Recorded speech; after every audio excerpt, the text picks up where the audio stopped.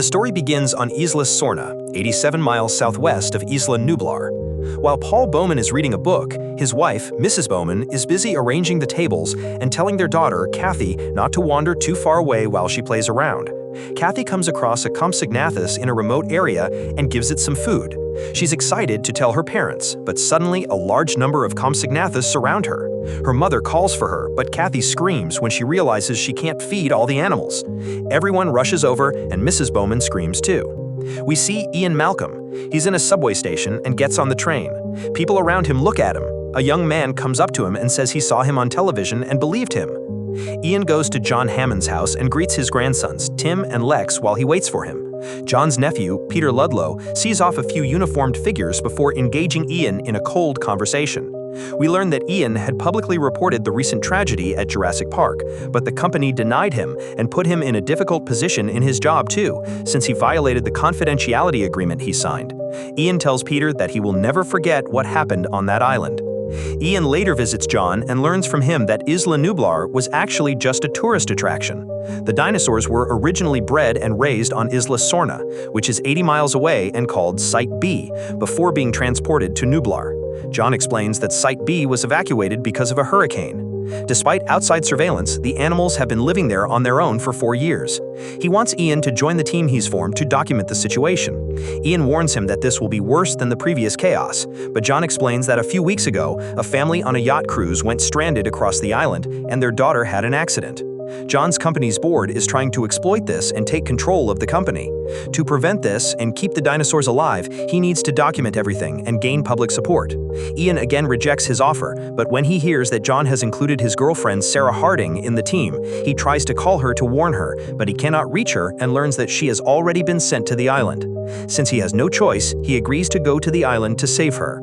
Ian discusses when preparations will be finished with Eddie Carr, one of the team's equipment specialists, and gets a cell phone from him. He then meets Nick Van Owen, the team's cameraman. Ian's daughter Kelly then arrives and they hug. Ian then tells Kelly he has to go away for work and leaves her with a friend of his for a while. Kelly is unhappy about this and demands Sarah, forcing Ian to lie that she's out of town. We also learn that Kelly is into doing gymnastic exercises. Ian checks the final preparations with Eddie, and meanwhile, Kelly, who is walking around, enters one of the vehicles, examines the inside, and looks at the map. They sail on and finally arrive at the island. Eddie tells Ian about the gun he's loaded with sedatives powerful enough to kill a human instantly, but works on animals no more than they have to. Meanwhile, the ship's captain says that if they want him to come back, they can just call him, because he can only take them this far, adding that the fishermen who have been to this island before never returned, and they call the island Las Cinco Muertes, meaning the 5 deaths. They begin driving. Eddie says that even though Sarah's phone has no signal, they can find her thanks to the location sensor they placed on it. When they reach the signal, they find Sarah's bag. They shout her name but get no response. Just then, a large herd of Stegosaurus passes by, leaving Eddie and Nick speechless. Ian, due to his previous bad experience, is less than impressed.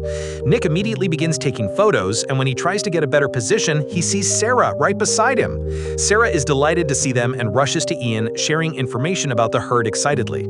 Unable to sit still, she continues forward. She tells Ian she didn't tell him she was coming here because she knew he would block her. She quietly tells them to stay back and goes to take a photo of a baby Stegosaurus. While Nick is also grabbing his camera, Sarah tries to pet the baby dinosaur, but as it makes a noise, the large dinosaurs rush towards there, roaring and trapping Sarah. Eddie points his gun at them, but hesitates. Sarah manages to escape by ducking under the tail of one dinosaur and by crawling into the tree trunk of another, and she takes a deep breath as the dinosaurs leave. As they move through the forest, Sarah warns Nick not to light a cigarette, warning him that dinosaurs can smell it from afar. She then tells Ian that she wants to prove wrong the belief that T-Rexes abandon their young without caring for them. Meanwhile, Eddie and Nick go to extinguish a fire they see at their campsite. They discover that the blaze was started by Kelly, who was trying to cook. Ian tries to call the captain to return Kelly, who has arrived stowaway in their vehicle, but he receives no signal. As they prepare for the next expedition, Ian wants to take Kelly to the trailer and keep her safe until they leave the island. Sarah comes to them and tells Ian she won't leave the island until her research is complete. As they argue, they hear a noise and go outside to see numerous planes belonging to John's company, InGen, arriving on the island. They're baffled by this, having assumed they were the only team sent there. Roland Tembo, the hunter guiding Peter and his entourage, tells him they can't camp here and tells him to leave the rest of the tour in his hands. He reminds him of their agreement, saying he only wants the right to kill a T-Rex, not to take any fees. We then see Roland and his team driving their vehicles rapidly through a herd of Pachycephalosauruses. Roland directs them, instructing them on what to do, and they attempt to separate their target dinosaur from the herd. Finally, they surround one of them, corner it, and attempt to subdue it. Just as Robert Burke, a dinosaur expert, is explaining the Pachycephalosaurus's powerful necks, the dinosaur delivers a powerful blow to one of them. Roland leads the team, tracking the dinosaur, and they hold it by the neck with a rope, tranquilize it, and subdue it with their specialized equipment. While Nick and the others watch and film the action from a hilltop, Roland and his team embark on another hunt, this time tranquilizing and cornering a horned Parasaurolophus. Front-led by Dieter, Roland's second in command. The dinosaur tries to lift and throw a few of the hunters with its head, but falls to the ground when it is pulled off its feet. Meanwhile, Ian and the rest of the team watch from afar, trying not to be seen. Roland learns from Robert that a dinosaur footprint they found belongs to a Tyrannosaurus, aka a T-Rex. He tells Peter he's going to collect his fee and begins tracking it. Dieter, trying to cool off, sees a Procompsognathus approaching him. He learns from Robert that there's no reason to fear them, but he still doesn't hold back from electrocuting the dinosaur. Roland eventually finds the T-Rex's nest, which has only its weeks-old infant. Figuring they can manipulate the T-Rex to their advantage, Roland kidnaps the infant and ties it up. The baby dinosaur screams to its parents. The team sent by John stakes out Peter's team's campsite and realizes their goal is to take all the animals back to the main island. Nick tells the others that John knew they were coming and told him and that they have a plan for this. Peter shows the small dinosaurs they've captured to a group of people in suits, whom he's videotaping on television, and explains what they've done since their arrival on the island. Meanwhile, Nick and Sarah arrive at the dinosaur cages and begin opening them. As Peter continues, we learn that the zoo is being built in San Diego and that John had already begun construction because he had previously targeted this structure but could never finish it. Nick and Sarah continue opening the cages, freeing a variety of dinosaurs. In the middle of Peter's narration, a dinosaur appears and begins attacking. The stunned people, unsure of where to run, simply try to survive in this madness. Meanwhile, Roland and Ajay, who are waiting for the T-Rex, jump from a tree as they see a burning vehicle falling down on them. Nick takes the occasion to go straight to rescue the baby dinosaur. Roland blames Dieter for the chaos, since he left in charge. Nick carries the baby dinosaur he rescued, as it has a broken leg, and carries it to the car, even though Sarah says this is crazy. Dieter shows Roland how one of the locks was broken, and they realize they are not alone on the island. Ian and Kelly get in the trailer and try to reach the captain by reading the vehicle's instruction manual and adjusting the frequency, but they encounter a local on the other line. While Eddie is setting up his own equipment, he sees Nick and Sarah speeding past and is confused by the dinosaur noise coming from their vehicle. Nick stops the vehicle at their trailer and carries the dinosaur inside. They carry the stretcher and place the baby dinosaur on top of it. Ian tries to understand what's happening, but he has to get back to the radio to find the right frequency. Nick tries to stabilize the dinosaur's head, while Sarah looks at its leg, trying to determine where it's broken. Ian tries to reach the correct line by changing the frequency, but Kelly tells him that other animals will hear the baby dinosaur and come here, and that she's afraid and wants to leave. Ian takes her to Eddie, and they climb aboard their tree-climbing equipment. Ian finally learns the captain's correct frequency from Eddie. As he tries to calm Kelly down, they hear a dinosaur roar, and Ian quickly turns off the lights and calls the trailer. Nick holds the baby dinosaur while Sarah sedates him. He can't answer the phone because he needs to help her with treatment. Left with no other choice, Ian buckles up, calms his worried daughter, and jumps down from the treetop. While Sarah dresses the dinosaur's wound, she explains that she needs some soft glue and asks Nick for his chewing gum. Eddie and Kelly can't see what's happening, but they witness a giant creature moving through the forest. Ian continues to run quickly through the pouring rain and finally reaches the trailer, telling them they need to get the baby dinosaur out of here, but they're too late, as the parent dinosaurs arrive and knock a vehicle aside like a toy. Ian and the others look out, but the T-Rex's head appears behind them, and following, the other T-Rex is on the other side. They look at their babies, roar with anger, and shake the trailer. They wait, as if trying to understand what's happening inside. The baby dinosaur also starts making noises when it sees them. Ian, Sarah, and Nick, having no other choice, untie the baby dinosaur, take it out, and give it to the parents. Eddie immediately calls the trailer to inform them that the dinosaurs have gone back into the forest, and Ian tells Kelly to stay there until he arrives. Just as Sarah is thrilled to finally prove the T-Rex's parental instincts, their trailer is hit and upturned. The dinosaurs are back, tearing the vehicle apart and driving it towards the cliff. Ian and Nick try to open one of the doors but fail. Realizing it's too late, they scramble for something to hold on to. One of the trailer's cars tilts downward, and Sarah, struggling to hold on, falls on the rear window. She sees the glass cracking even more as she moves, therefore she tries to hold on. Ian gets down to help her and tells Nick to reach the phone. Ian tries to reach Sarah, Sarah tries to reach the bag, and Nick tries to reach the phone, but the phone slips and falls, breaking the window. Ian manages to grab the bag that Sarah's grabbed at the last moment. Nick comes to his aid, and they manage to lift Sarah. Meanwhile, Eddie, who quickly arrives in his car, runs straight to the trailer with his flashlight. He calls out to them, assuring that they're okay, and ties a rope from his own car to a tree and throws the other end to them. The trailer begins to slide due to the mud caused by the rain. Sarah is the first to climb the rope, while Eddie tries to tie his car to the trailer, but the rope gets stuck. The rope the others climbed on is also weak and it breaks, and they all fall clinging to the end of the vehicle at the last moment. Eddie extends his own rope at the last moment, manages to tie it to the trailer, and has to secure the other rope even further to the tree. Despite all this, he sees the trailer pulling his car and continuing to slide, so he gets back in his car, accelerates with all his might, and slowly pulls the trailer back. As Sarah climbs, she slips on the rain-slicked rope, dragging the others down. They manage to hold their ground at the last moment. Unfortunately, the dinosaurs return, inspect Eddie, and then attack to tear apart his vehicle. Eddie continues to press the accelerator and tries to pull out his tranquilizer gun, but he can't get it out of the jam and becomes food for the dinosaurs. The crashed trailer and Eddie's vehicle then create a massive explosion on the ground. Ian, Sarah, and Nick survive the fall thanks to the rope they're holding onto, and they manage to climb back up. Roland and his men, accompanied by Kelly, come to their aid. Roland is angry at them for breaking both his and their communication devices and tells them they're now stranded on the island. Nick blames them for this, and Ian and Peter join in the argument. Dieter and Nick are about to clash, but the others separate them.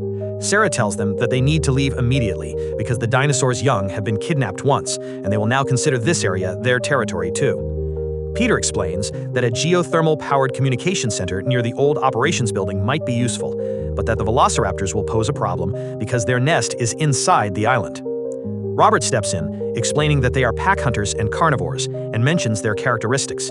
Sarah also points out that T-Rexes can track them even if they leave their territory, as their sense of smell is very strong. After some further discussion, they decide to head towards the village, hoping to find shelter there and call for help. They set off, and after a while, it begins to rain. Ian speaks to Peter, telling him that trying to remove these animals from the island is the biggest mistake he could make. Meanwhile, Nick goes to Roland, and although he cannot understand his motivation, he learns that he wants to kill the T-Rex because he sees it as the biggest predator. When daylight arrives, they hear the sound of a dinosaur nearby and speed up their walk. Roland notices blood on one of the plants and tells them they'll take a 5-minute break. When he asks Sarah if she's okay, he learns the blood is from the baby dinosaur. Nick looks at Roland's gun. Dieter tells Carter, one of the guards, that he is going to the bathroom, but as he is listening to music, he can't hear him. Dieter is startled by the roar of a dinosaur and looks around with his gun. Relieved to see it's a small Procompsognathus, he tries to electrocute it. Returning, he finds the others nowhere to be found and calls out to Carter, but he can't hear him because he's still listening to music. After walking a little further, he trips and falls down a hill. After rolling for a long time and dropping his gun, he stops. He hears voices around him and sees numerous Procompsognathus charging at him. The dinosaurs pounce on him and bite him, but his resistance forces them to retreat. As soon as Dieter starts walking, he sees the smaller dinosaurs following him, runs toward them and shouts, throwing rocks to drive them away. He continues walking, shouting at the others. Roland announces that the break is over and tells everyone to continue on their way. One of them calls Carter, leaving both Dieter and his bag behind. As Dieter shouts for the others and tries to find them, the smaller dinosaurs pursue him, and despite his best efforts, they pounce on him the moment he falls to the ground. Dieter struggles to free himself from them and continues running, but when he stumbles upon a tree trunk, he no longer has the energy to flee and becomes food for the Procompsognathus. Roland learns from Carter when he last saw Dieter. He takes him and one other person to go to find him. He tells the others to continue their journey and wait for them at the ridge, which they will reach in 10 minutes. Although the others are reluctant to move, they continue. When it gets late, they take turns to sleep. Roland returns and tells the others that they've only found parts of Dieter. He looks at the map and says the operations building is 1.5 miles away. As Ian returns to the others, he hears a deep rumbling sound and sees the water trembling as the surroundings get shaken. Sarah senses this too and hides any items that might emit a scent before turning off the tent light at the last moment. A T-Rex inspects the tent, observes it, then sticks its head inside to check for any life. Sarah silences Kelly, who awakens, so that she can't make any noise. Meanwhile, Carter, waking up, can't help but scream, causing everyone to wake up and run. Ian tells them to stay still, but they don't listen, and the dinosaurs begin to war and attack. Ian crawls forward and Roland, about to fire at the dinosaurus, sees his gun empty of bullets. A group of people fleeing a T-Rex travel down a narrow path. In the ensuing chaos, one of them falls and is crushed several times by the dinosaur's foot. Roland retrieves his tranquilizer gun, loads it, aims, and shoots at one of the T-Rex, and then inserts a second needle. The others continue their escape, and while some fall along the way, most manage to take shelter behind a waterfall. The T-Rex pokes its head in, but it can't reach them. It licks them with its tongue and grabs Robert, who can't stand still because he's afraid of a snake, by the arm and pulls him away, eating him in one go. Taking advantage of this gap, Ian climbs into the waterfall and hugs Kelly. Another group tries to get rid of their belongings and escape through the long grass, but this time velociraptors pursuing them begin picking off a few of them individually, making it easier to hunt the others, who are running around in fear. Ian, Mick, Sarah, and Kelly are also running the same route. They find the bag Ajay dropped. After examining and understanding the surroundings, they begin to flee with all their might. Finally, they reach a rise and fall. They get to their feet and immediately start walking, but Ian's leg is injured, and Nick tells them that every moment is crucial, saying that he will go ahead, reach the communication center, and call for help. He quickly heads to the building, surveys the surroundings, and after seeing ancient ruins, enters a room and proceeds cautiously. He activates the power, clears the area around the radio, tries to find the right frequency, and calls out to the other side. When he gets an answer, he calls for help and gives their coordinates. Roland sits wearily to one side, while Peter stares in astonishment at the heavily breathing T-Rex. Ian, Sarah, and Kelly, after passing through a massive skeleton, reach the main building's courtyard and call out for Nick. They get no response, but a velociraptor appears behind them and pounces on Sarah, biting her bag. Sarah manages to escape and joins the others. As they all move forward, they catch the dinosaur's attention again, and Ian tries to distract it, buying Sarah and Kelly time. They seize this opportunity, finally entering the building at the last minute. Ian remains outside and enters another place. Seeing the velociraptor enter, he exits but is blocked again and flees back inside, grabs the door and is thrown out by the impact. He quickly stands up and escapes, manages to get into a car. Meanwhile, Sarah and Kelly try to escape from their trapped position behind the building. Seeing the dinosaurs shaking the wall and starting to dig under the door, Sarah and Kelly also attempt to dig a hole behind. Just as they're about to exit the pit, another dinosaur sticks its head in it, and they find themselves climbing up. Seeing the dinosaur completely destroy the vehicle, Ian runs to the other shelter. Once inside, Sarah and Kelly warn him. He climbs up to escape the other dinosaur, which is also entering. Seeing the dinosaur corner Ian, Kelly demonstrates one of her gymnastic exercises, throws the dinosaur out, and impales it. Before Ian can fully appreciate his surprise, they have to escape again. Sarah jumps from the roof onto another building, but one raptor blocks her path and another is waiting for her on the ground. Sarah manages to slide the bricks, knocking the raptor on the roof onto the other. Taking advantage of the ensuing fight, she escapes and reaches Ian and Kelly. Helicopters have arrived and Nick calls them and takes them to the top of the building. The helicopter takes off and Nick drops the bullet casings he's removed from Roland's gun. Roland sits next to the male T-Rex he has hunted and tied up. Peter directs the other man to capture the baby T-Rex too, before the female T-Rex locates them. He then approaches Roland and tries to share his joy, but Roland, saddened by Ajay's death, is in no mood and declines Peter's job offer in San Diego. Peter looks up and sees the other's helicopter, and Sarah and her companions look down to see the hunted T-Rex. The helicopters finally reach the city. Peter is speaking to the press, promising that they can finally make John Hammond's dreams real. Meanwhile, Ian and Sarah, trying to get in, are unable to pass through security. Peter receives word from his men that the ship has arrived, stops talking, and tells another man to let Ian and Sarah in. He then enters the control center. They tell their ship, approaching the breakwater at full speed, to slow down, but they can't communicate. Ian and Sarah go there as well, staring out to sea with everyone else. Seeing the ship approaching, Peter leaves the control center, and we watch the boat as it emerges from the darkness and ravages everything. The surrounding area is shattered, but thankfully no one is harmed. Everyone gets up and goes aboard to try to understand what's happening. Unable to make sense of what's happening on deck, they look to the deck house where parts of crew members are scattered everywhere. Ian and Sarah check the hatches, but find the severed hand of another crew member. Peter tells his men to check the cargo hold, while Ian shouts for everyone to get off the ship. But he can't stop one of the men from opening the cargo hatch in time, and the T-Rex emerges, disembarks, and looks for prey. Ian tells Peter that he's John Hammond now. The T-Rex moves on, looks up at the city buildings, and roars. While discussing what they can do, Sarah and Ian decide that they can use the infant again to lure the T-Rex here. They learn from a crew member that the ship's equipment still has enough tranquilizers, even though the initial dose they administered was unbalanced. They also learn from Peter the infant dinosaur's location. While wandering the streets, the T-Rex heads for a house's pool. It's the dead of night and everyone's asleep, but a little boy wakes up and runs to tell his parents. Their dog initially barks at the T-Rex, which is drinking water, but it runs away in fear.